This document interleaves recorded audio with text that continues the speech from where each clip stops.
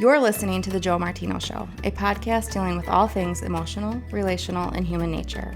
Joe is a licensed counselor in the state of Michigan, specializing in relationship therapy. He is also the author of the book, The Emotionally Secure Couple. All advice offered in this episode is offered for entertainment and educational purposes only. Enjoy the show.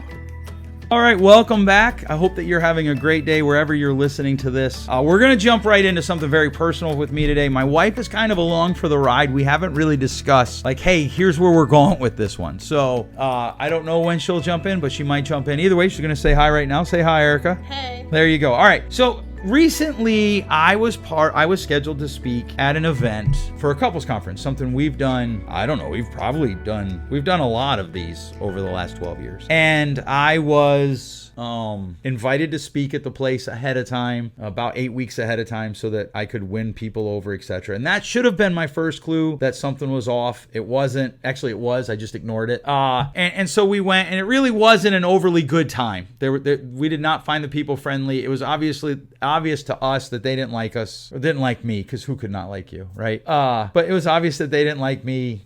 You pointed out, I actually forgot about this, but you pointed out when I was like, hey, is there anybody here who's ever ridden a horse? No one raised a hand. You know, that type of stuff. And it's not, the purpose of today is not to talk about like them. It's more to talk about this. What do you do when you feel like you were wronged? And what do you do when somebody just blatantly says to you, I don't like you, and here's why? And when you ask for an example, they don't have any. Because essentially that's what happened. I was told, hey, we're going to cancel the conference. Okay, why? Well, you connected well with older people, but not younger people. We want to set it up well for success. And the younger people felt that you were judgy. Okay. And the guy who's telling me this is a good guy, right? He says to me, I asked him what that meant and they couldn't give me any examples. And so now, like, okay, well, what do I do with that? And I know here's the reason I'm sharing this. And Erica, you even brought this up, like, hey, what's the purpose in sharing this? Well, I know that there are a lot of people out there that experience similar situations. Maybe not in the speaking realm, because there's not a lot of speakers out there, but there are people that you run into that they just don't like you. And I think the thing that we found most frustrating was there was a group of the leadership that we felt had pre-made up their mind they didn't like us. And so then what do you do? How do you move forward from that? How do you continue to develop as a human, as someone who's trying to get things done in your life and the world around you? How do you move forward and accept the fact, like we can all give cognitive assent to the idea that we know not everyone's going to like us. And we can all give cognitive assent to the idea that it's okay if not everyone likes us. And yet, when we get to the place where someone flat out says, either by how their actions or with their words, and sometimes both, I don't like you, that can be it can almost feel like a baseball bat right to your stomach, right to your solar plexus, which, by the way, if you've never been hit in your solar plexus, it makes it very difficult to breathe. And so the question becomes, what do you do? And we talk about this a lot, like there's just people who aren't going to like us. I see a lot of this with friendship circles. Yes. Like all of a sudden someone gets booted out or a friendship has changed and people don't know what to do with that. Yes. Or like, and I was thinking about this today, one of the more interesting realities of our time is the more a person starts to feel disaffected with what they grew up in, or what they've experienced as an adult as normal, the more they tend to judge the other people who are not disaffected with that, right? And so somebody who lives in our small town of Lowell might be like, well, I need to move to Detroit because that's a city. And Lowell is just, podunk central. Well, part of it is we see being liked as being the popular kid back in school, right? And when you move actually through school and through adulthood, you start to realize no matter how much of a people pleaser you are, how kind you are, how nice you are, there's just some people that are not going to like you. And accepting that, I think, is the biggest step moving forward. It's just accepting that, you know what, someone might not like me. I grew up believing that was a value, that you peace at all costs and you make sure everybody likes you. Right. And I'll never forget, we had an employee who came to you and said, the biggest problem with our organization was your wife, because I don't remember if they said it was unkind or what they... We can't actually say the word that they said you were, because this is a family-friendly show. Okay. But it rhymes with itch. Oh, gotcha. Okay. And I remember that bothered me for so long because it was a huge value of mine to make sure people liked me. Now, being married to you over the years, I have gotten over that because you are not somebody who sits and laments on the fact that people have stopped liking you or they don't like you. I actually think you've softened a little bit and you've gotten a little more sensitive in your older years. But when I first met you, you could care less all the time. No, so that's actually why I think this is an important show for us to do, because probably if you polled most of our friends, like not the people who think they're in our inner circle, but the people who literally are, they would say, well, that's not going to bother Joe. But the two sides of it was, I felt like I was being accused of something that I couldn't defend myself against. There was literally like, okay, so they think I'm judgy. Well, what did I say? Well, they can't tell me. Well, okay, I do human behavior for a living. So that means they didn't hear anything they didn't like. They just didn't like me. And then we're going to cancel when I thought that the person that was leading it, I felt betrayed. I want to be clear here. So if you heard that, please listen to the next 10 seconds with your most attention. That doesn't mean that he did betray me. I felt that way, and I don't know all of the details about what he had to go through to make the decision, and I'm not even pretending to know. This isn't about him, but in the moment, I felt betrayed. In fact, the next day, as the day went on, the angrier I got, which is rare for me. I don't typically get angry with people who don't like me. I'm just like, whatever, and move on. But part of it was, there's a third element there, and that's that person who's like, I don't actually agree with them, but we're going to cancel it anyhow. Well, wait, what? And so here's the thing that I kind of want to lay out this. I don't know. To be honest with you, your statement, we liken it back to, being popular in school. I don't know if I agree with that or not, or it's just from basically the time we start school, forever, we're taught that the popular people who are liked are doing it right. Even though in reality, when you look at life, that's rarely the case. Right? We were just talking, I was just talking to our neighbor, Ryan, about his son. And he was talking about how his son, he's a sophomore, and he recognizes that he's not in the super cool group because he's not a super athlete. And so Ryan asked him about one of his friends. He's like, oh, he's nothing. And Ryan was like, what does that mean? He's like, he just refuses to play the game. Like he keeps himself outside the circle of categories as much as he can. Right? And so we typically struggle with people like that. And I'd put myself in that category. I don't really typically care a whole lot about people's view of me as long as I'm convinced I'm doing the right thing. And so when you get to this place, and if it hasn't come for you yet, it will. It comes for everybody. You've had couples tell the community that you advocate for divorce and you advocate for a lot of things, and that you don't actually advocate for. They just don't want to get well, and so they're flipping the script on you. And that, to me, that's one thing. I always get nervous when clients say, oh, hey, I was telling my friend about what you said, because a lot of times what I hear next about what I said isn't actually what I said, but I'm okay with that. I live with that. The element here is what happens when you trust someone and you feel betrayed. And so here's what I did. Here's how I navigated through this. I'm not going to show you all my journal, but I could. In my journal, I started with, is there truth in what they said? Right? Okay, I feel betrayed. I feel like my friend didn't stick up for me. I feel like this one person made everything worse. So what? None of that matters because I don't control any of that. And so what do I control? Well, I control my own self-reflection.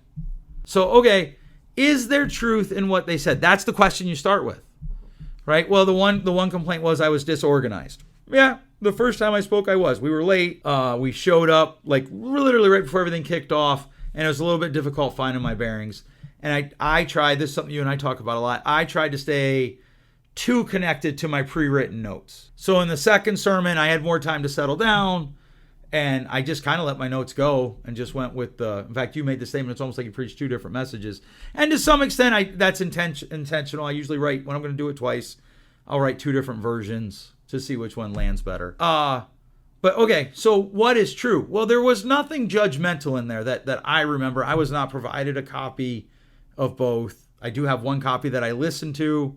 Nothing judgy in there. So, okay, so now what do I do? Because now that's not very helpful, right? So, okay, so I start with, is there truth in what they're saying? And I come to the conclusion, no, not really. Okay, well, what do I do? Well, so then you kind of ask people you trust, so you listen to it. I asked you, was there anything judgy in there? No. Our friend Amy listened to it.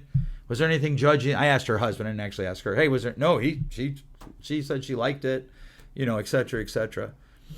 So then the question becomes, what does it look like to be gracious with them, right? Because the conclusion I came to was we're just not a good fit. Whatever's currently running in that organization and us, we're just not a good fit. And there's a lot of good people that we probably wouldn't be a good fit for. So what does that mean? Well, that means you decide, is the work that you're trying to do worth the possibility of this pain, right? Price, cost, value. Price is what you pay, value is what you get. Cost is what you don't see coming. We've been doing this for 12 years and longer than that, 14 years. And I've not been in this situation before. So this is a cost that I didn't see coming. Okay, so be it. And I'm an intense person. There are people that don't like my intensity. I know you find that hard to believe. It's so shocking. Right. To hear this. Remember when we had that run of interns and they were like, I just can't do it. He's doing that. Oh, Adam, if you're listening, man, I wish you the best. What's that face? I was just going to say, what's interesting listening to you talk is you and I had two completely different responses to this, too. Like, I was a part of that with you. When you sent me that text, I actually smiled and was so relieved that I don't have to go back because I was so uncomfortable there. Right. And for you, I had to stop back and think, why isn't he just relieved we're not doing this? Because the experience was so rough. And I was like, well, because he's the one who was doing the speaking and he's the one who feels like it was a personal attack against you. And I wanted to use that money to pay off a vacation that we're going on.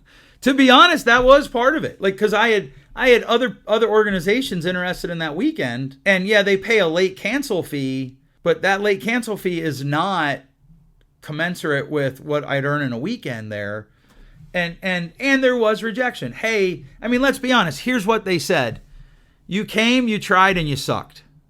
No matter how you dress it up, that's what they said. And this is true for you. There are people that won't go apply for a job because they thought they were going to get one, and at the last minute they went a different direction. There are people that won't go work for a certain organization because, well, I worked there and they fired me. Okay, when? 10 years ago, right? There are people that stopped going to places like church because, well, my feelings got hurt. And so one of the things that after you ask yourself what's the truth in what they're saying, and is what I'm doing worth the effort and this potential pain?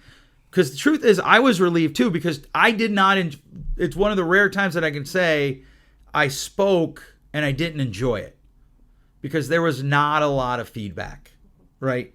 It was just kind of, And the leaders that were there, not all the leaders of the organization, but the leaders that were there seemed to convey, I don't really like you. And so it was super uncomfortable. And at the same time, I also believe in the value of what we're doing. I believe in the value of the information that we're sharing in those conferences. So much so that I'm thinking of trying to put together a one-day conference that weekend here at our Lowell office for 10 to 12 couples. If you'd be interested in that, I'd love to know. Please send me an email, joe@joemartino.com. You can Twitter me. You can find me online. Let me know if you'd be interested in that. But right, so I believe in the value of that, and that's being taken away from me. And so I was relieved. I was also hurt. And as we know, anger is a cover-up emotion. I felt anger within about 24 hours of like, rrr. And then as you step back, okay, so is there truth in what they're saying? To this day, I don't really think that there was. I can't find the first sermon. I don't know.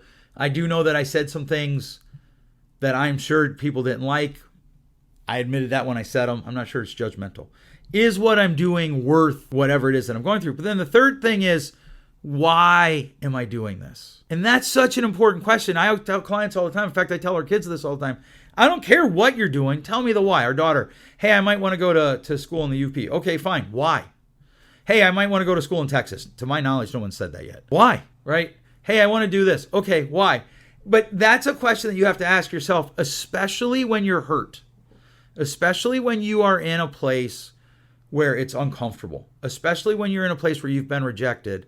You need to run out the why am I doing this? What is it that's driving me to want to do this? Because what that does then is it allows you to step back and get to the next question, which is, how do I put the most gracious possible lens on this? And I won't get into those details here because I'm not sure how I could do it without potentially putting someone else's business out there. But there's a host of reasons that all those things could have happened that have nothing to do with me. And that's true of everybody at almost every stage of life. So as you lean into that, I'm doing it for these reasons. I believe in what we're doing. And maybe this is going on, or maybe that's going on. Maybe it was just a bad weekend.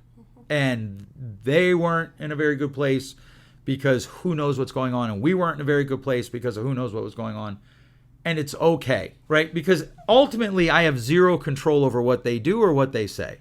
That's the emotional intelligence piece, right? Like, yes. I'm looking at it through my lens, and I understand my own emotions, and I'm aware of them. But then I'm also stepping back and saying, well, what could have been going on in their story that led to their decisions? And we might not ever know. But I liked when you're like, hey, maybe we'll just have a conference that weekend here in Michigan. Because I've had several people ask me about that. And sometimes I sit back and I think, here's this pain that hurt, but everything happens for a reason. And that just was a closed door because there's something else out there I'm supposed to do that weekend. Yep. And the thing of it is, you know, again, I always tell clients there's a difference between an intellectual assent and an emotional assent, right? And a lot of times I know in my room, people will give me the verbal, logical, oh yeah, agreement, but all their body language, all their microfacials is saying they disagree. And that happens for us because we're human, right? And so, okay, are you going to fail in life? I mean, this is something we talked about, you know, how I miss coaching. And sometimes I think about getting back into coaching. I used to tell my kids, you're not going to win every game. It's rare that you're going to win every game. You're certainly not going to win every play. But you got to go out and win the next one. Regardless of what happened, you got to go out and win the next one. So, Joe, you're saying if we lose 3 in a row, you got to go out and win the next? Yes. And if you lose 4 in a row, you got to go out and win the next one. You might stop and ask yourself, well, why am I losing 4 in a row? And what can I change? And certainly that's part of that process is the truth of what they're saying. You know, what could I change? What could I have done differently? And I could have done a different talk. I could have used a different... There's a lot of things I could have done differently. You may decide that you don't need to do anything differently. It just went the way it went. One of the things I actually thought about that I don't think I've shared with you yet is in that message you had mentioned, hey, I'm afraid. I'm about to finish writing a book and release it, and I'm terrified of the critics, right? Yeah. And it was almost like you said that, and here came your first example of, hey, Joe, how are you going to handle this? Because if you think this is uncomfortable, you release that book. Which we might not because of that. Your life is about to get even more uncomfortable with your critics. Right. Yep. And so it really comes down to what's the truth in what they're saying? What could you do differently? Why are you doing what you're doing? What's the most gracious way to look at what's going on? And then how do you get back around about doing your business? How do you get back to doing the things that you're called to do, that you're wired to do? And so we talked about that. So I talked to you. I went and talked to the guys over at the office down the road from us, hung out with them for a little bit. And having those people to go to and just kind of verbally dump for a second and then just move on with life and just accept the reality that pain comes for everybody. That no one makes it through this life pain-free who does anything. And the people who don't do anything, they don't make it through life pain-free either. They just don't get this type of pain. And whether it's friendships ending or rejection of a speaking gig or people not liking you because you wrote a book, it's stepping back and realizing I might not understand why this happened, but tomorrow's always a new day, and there's something else in preparation for you often that you're not even aware of. And a lot of times there's one of the things that I talk to people all the time about, 20% of the people are going to love you just because you remind them of their Aunt Erica, who was the greatest person in the world, and she used to show up with candy and gifts for them, and you remind them of her, and so they just love you. 20% of the people you run into are going to hate you because you remind them of your Aunt Erica, and she was an old school Baptist who was mean and judgmental and never showed up with any candy or gifts for them. She smelled like formaldehyde, and she was mean. And they're going to hate you, nothing because of what you did, but because you remind them of a person you've never met. It's the middle 60% that we have to focus on for our influence and how we move them. And sometimes people are always trying to make sense of things. And I remember when we were at that place, this one guy was giving me a story, and it was one of those things where he's telling me a story. But I mean, I'm a counselor for a long time, and I'm a little old. I know when somebody's telling me a story that isn't about the story, they're trying to make a point to me. And I kept thinking, well, that's not even me, dude. I don't know why you're telling me this story. I don't care. That isn't who I am or what I do. But for whatever reason, that was made up, and there's nothing I'm going to do to undo that. because for whatever reason, I'm now in that 20% for him, or he's in that 20%, he just doesn't like me. If I let that 20% keep me from doing what I need to do, the work that I need to do, certainly take in whatever they say, look for the truth. But then once you pick out the truth and you find the lies, flush it all away and move on. We talk a lot about there's a difference between regret and guilt. And regret is, yep, I could have done that differently. I'll do it differently next time. Let's move forward. No, there's maybe somebody else, if it's a friendship, that's waiting for you that needs you this season. Yep. Because I think Yep. life is about seasons, right? Yeah, and life cycles. Life Absolutely. cycles, life Yep. seasons, yeah. Yep. If it wasn't this speaking gig, like, this is what you're good at doing. This is what you do. There's something else for you, whether it's that weekend or another weekend. And this all happened for a reason. So Right. you press Yep. forward. And even when you move it into friendships, we talked actually just the week before about how friendships, there are friendships that just have seasons. They have a beginning, a middle, and an end. And it's painful when the end is there. But if you get hung up on that painfulness, you won't continue to grow. And if you're not growing, you're not really living. And so that's when you feel like you've been betrayed, when you feel like someone has unfairly broken off a relationship with you, do the due diligence. Dig into it. Find out what they think. Why are they doing what they're doing? If they don't tell you, you can make guesses as long as you have some sort of logical process to make the guesses. And at some point, you have to turn the page and move on to the rest of the story. And you have to move on to what it is you're wired to do, to what it is you're called to do. And be ready for the next friend that's coming. All right, that's it. Thanks so much for listening. If you have any questions, please feel free to email me. Share this with 3 of your friends. We find meaning by sharing things with other people.